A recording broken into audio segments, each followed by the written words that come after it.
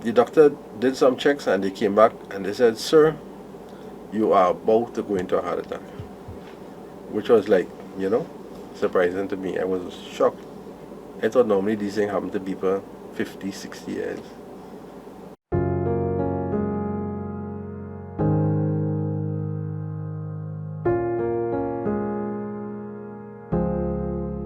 Why am I always my own enemy?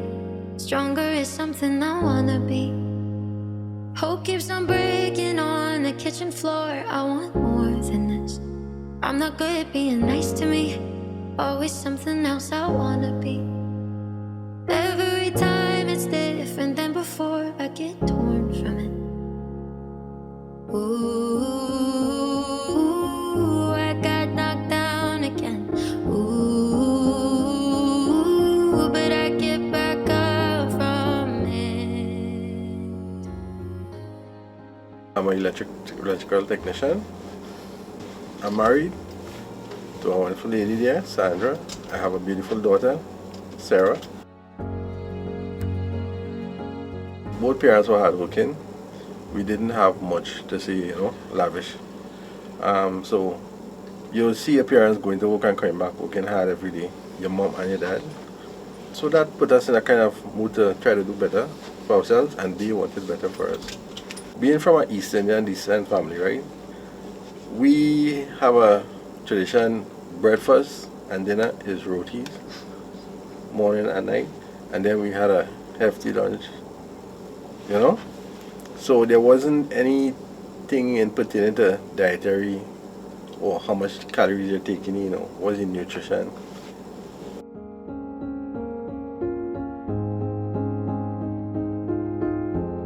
Me and my sister and brother and stuff right back in Trinidad, we'll actually go to the burger carts there in San Fernando, and there's actually something called a heart attack burger, which was a joke, right? But that was the actual name. Right? But it was like meat with cheese and nobody taking it on, nobody studying it. Because we young, everybody just going along, you know. Nobody thinking this will happen to you, until it actually does.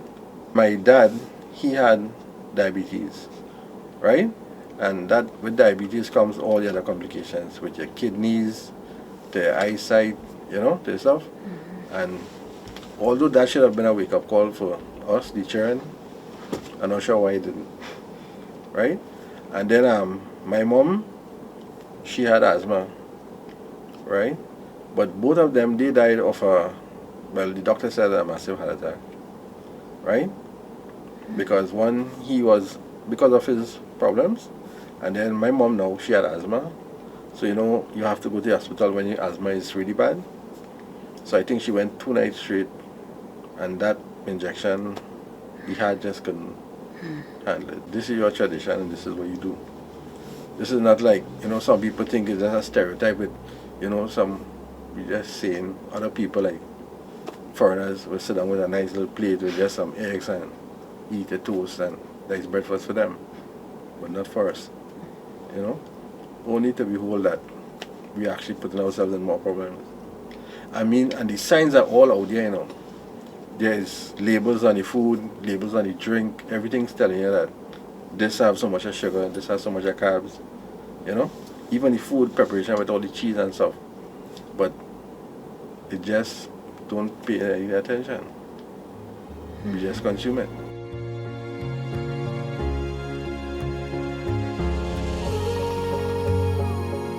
I had a nagging pain behind my shoulder and my neck, so I normally thought pressure was high. I tried taking, some people say cucumber will carry down your pressure, which actually did carry down temporarily. I tried just refraining from the salt and stuff. It went down, but it was a nagging feeling. And then also I had a feeling like a burn in my chest, like burn stomach. But we tried a hot cup of tea, a couple of days, but it wasn't just nagging, just keep coming back, So then one morning, when I dropped my wife off to work, and I was actually heading back to my job now, our family doctor, Dr. King, he was actually open and he had no patients at all. It was kind of empty that day, and normally he's be booked, right? So I decided to do a checkup. We went into him, and then he treated me for the hypertension, and he prescribed some medication. And he was just about to complete the prescription when he said, "You know what? Let's do a blood test." I said, "Fine." And so he took the blood, and then he said, the lab results going to come back this evening. So if there is anything, he'll give me a call. So I took the medication, and I still was feeling unwell. So I went home, and just to relax and see what would happen. All the time, my chest was feeling kind of still, like a burned stomach, and I was having a slight problem breathing. So around 4:30 in the evening, Dr. King called me, and he said, "You need to come down to the office." But I know normally he'd be closed. So he actually came back to his office and opened up. And then when I went down there, he told me the blood work didn't come back in as what he hoped at, right? So I'll need to be checking into the hospital to do some further checks. I said, "Sure, no problem," because I still wasn't feeling unwell, right? And he said, "Yes, you know why." So we took the paper and stuff, and we drove down to the hospital. They checked me to the accident and emergency, and then the nurses and the doctor came. I think we were still at the brink of COVID too. So then nobody allowed to go in with you. So and there was a wait because I need to actually do a COVID test, a quick COVID test, before we actually go into the hospital. So when they thought that maybe I was stable enough, they took me upstairs to one of their rooms, and the doctor, they sent in a tube, and they went into the heart, and they were looking around. I'm not sure how it operates, right? And then after about half an hour, we came back out. The doctor said, "You're stable for now, right? And they're going to do some additional tests, and they will send me home." Time turned out to be a thing that burned me in the end. But pain is just a season, all the worst things. The following, maybe about 3 days after I had an appointment, they went to the appointment. The doctor said they did the additional tests, and what happened, out of the 2 arteries that were blocked, one is cleared with the medication, but the other one, they'll have to do a procedure where they'll install a stent to actually help open the artery. So we had it booked for the following week after Easter, and we went and did the procedure. Now, the procedure, it went relatively okay. I mean, literally within hours of having it done, I could have actually gotten up and just take a walk around with, the little stick with the drips. Just actually walk around the ward. Actually go to the bathroom, which I could not have done before. And this was like within about maybe 2-3 hours, for the most. So I was feeling much better. They found it good, and then they discharged me. Nobody next to me, alone is where I find the best in me. I wanna learn from all the history, hold it all together. Ooh, I got knocked down again. Ooh, but I get back up from it.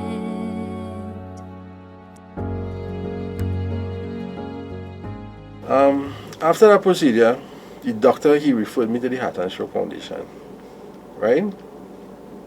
So I went across and have a talk with them. But normally, I was feeling much better. I could get up and walk, right? But my mind was there that, yeah, I could get up and go down the road, take a walk. And when I get up and I walk, after a little while, you find that, I'm not sure if the strength wasn't really actually there because of being, having an attack. So this is where the Heart and Stroke Foundation, which I find they have a really good program there. you know, because the nurses, they have some exercising tips and stuff to use. Then they have a nutritionist that lay out a particular diet that we have to go with. And then there's a physiotherapist, right? She helps strengthen up your body too. And this after, I would say within after a month or two, my strength actually be coming back, and actually find I can actually do stuff that was actually wrong with the energy doing before. I was actually getting back to my old self then. I'm not 100%, but I'm way better off now, right? Than where I was through the Heart and Stroke Foundation.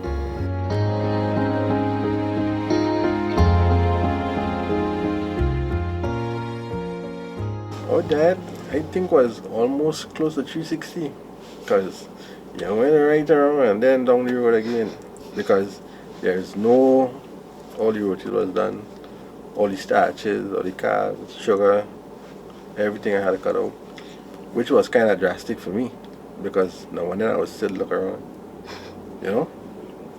wish. But no, like for breakfast time now, we change it up, like we just have light breakfast, maybe tuna with, yes, brown toast, whole wheat toast, maybe some sardines or something, some eggs, but there's nothing big, nothing fried, nothing with oil or little oil, no butter, reduce on the milk consumption, right? The rice was reduced drastically, pasta, cheese, all those stuff that's good for you. All those things we had to stop.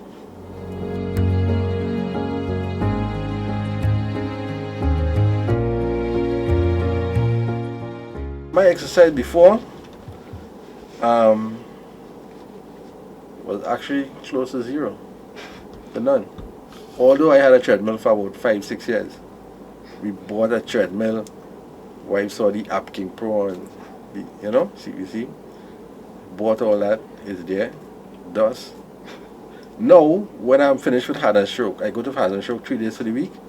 They have all the gym equipment there, and that gets you going and makes you feel much better, right? You can actually feel the energy coming back, the strength. You have this energy with you. And then the people around you now, everybody's supportive because they went through the same situation.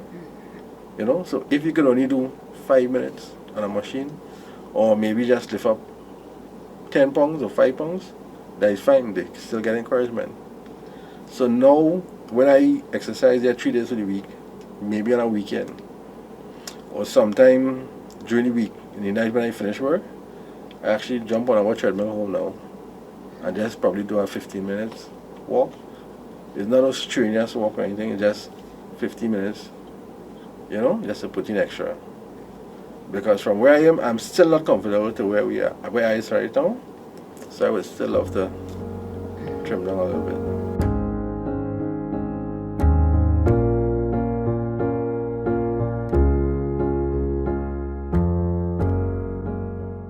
Trying to just ignore the stressful part right now, because there's always stress, whether it be bills, payments, work-wise, sometimes with family-wise too. There's always stress all right wrong. But it's just a matter of just trying to reduce it. You're not trying to ignore it, but if you go to entertain it, it will just cause you to reach a certain place that you're not supposed to be. And that will increase your pressure. And like for me, I know at one time, every time I stress, you want to snack, eat or something. To tell you the truth, that reminds me. I know some people deal with it. So I really not on the stressful, just trying to ignore them sometimes and try to deal with it one by one.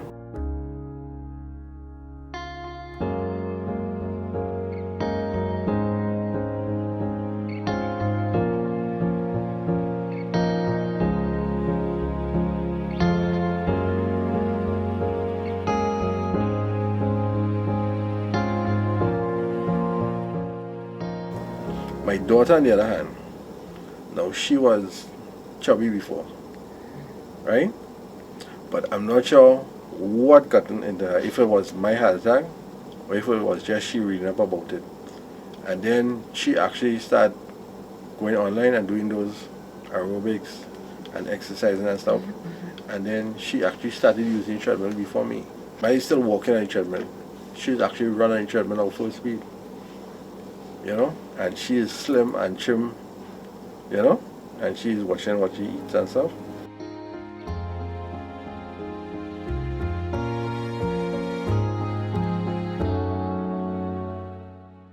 What would I have done differently?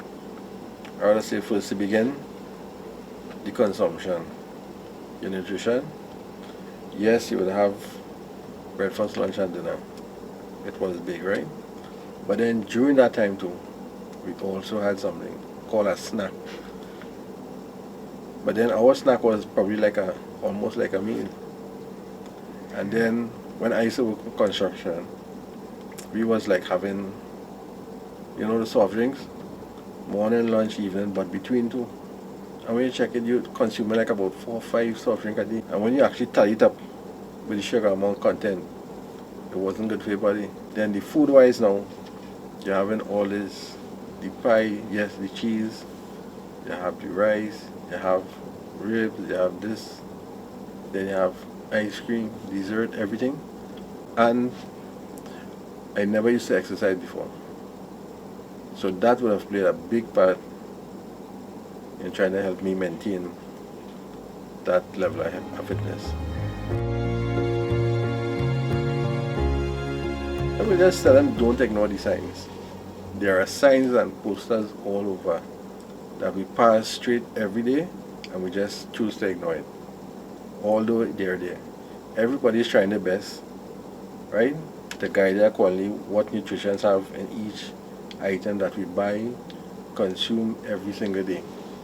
Just try and make a wise decision on what you use. Don't wait for it to happen to you or your family, right? Before we actually take notice about it, and then it's actually too late.